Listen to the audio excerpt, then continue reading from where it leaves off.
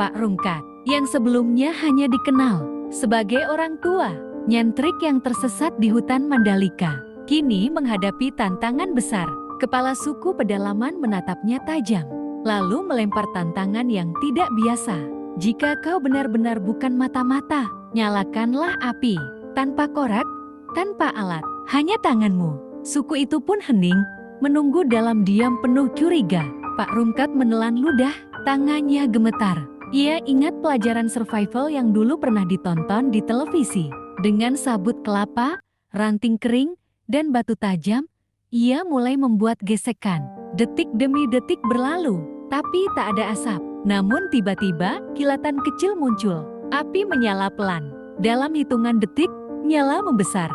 Api, dia berhasil, teriak salah satu penduduk. Suku itu sontak berdiri, bersorak, dan sebagian bahkan menundukkan kepala. Api yang dinyalakan oleh Pak Rungkat dianggap sebagai mukjizat karena selama ini hanya ketua suku yang bisa melakukannya. Dan bahkan itu pun dengan bantuan alat tradisional.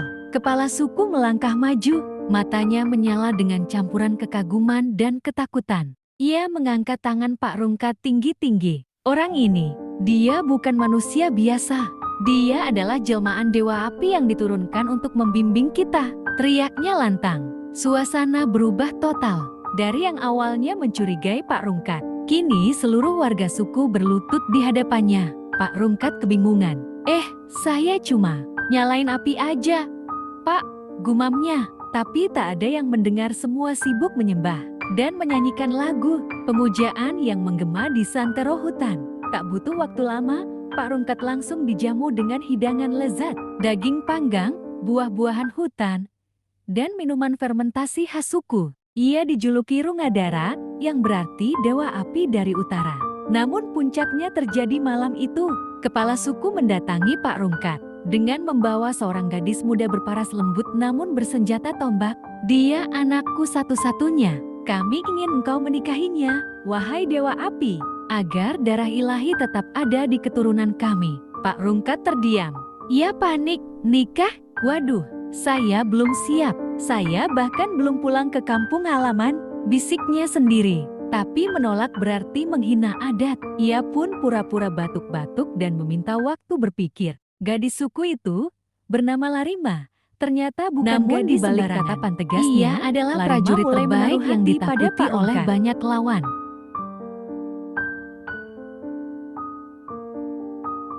Ia melihat kelembutan dan kebijaksanaan di balik kebingungan pria tua.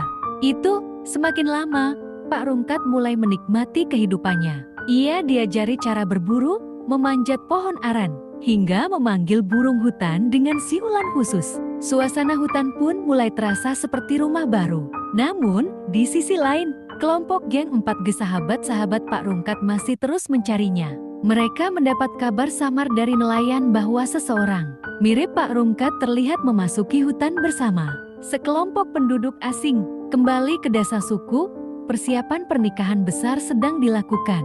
Daun-daun disusun jati karpet hutan, gendang ditabuh siang malam, dan Larima mengenakan mahkota bunga merah darah. Pak Rungkat, di sisi lain, masih berusaha mencari alasan agar bisa menunda pesta pernikahan tersebut. Di tengah kebingungannya, ia memutuskan untuk menyampaikan sebuah syarat. Saya baru bisa menikah jika mendapat restu dari langit dalam bentuk hujan api.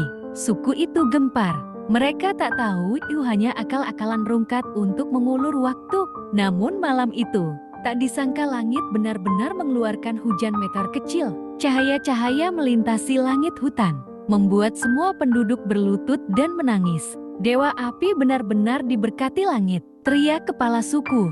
Pak Rungkat pun terdiam dan pasrah. Tepat sebelum upacara dimulai, King 4G akhirnya muncul dari balik semak. Mereka menerobos masuk ke desa, membuat kehebohan besar. Pak Rungkat melihat mereka dengan mata berkaca-kaca. Akhirnya, penyelamatku datang juga, teriaknya. Tapi warga suku salah paham. Itu, pengikut dewa telah datang. Ini pertanda pernikahan harus segera dilangsungkan.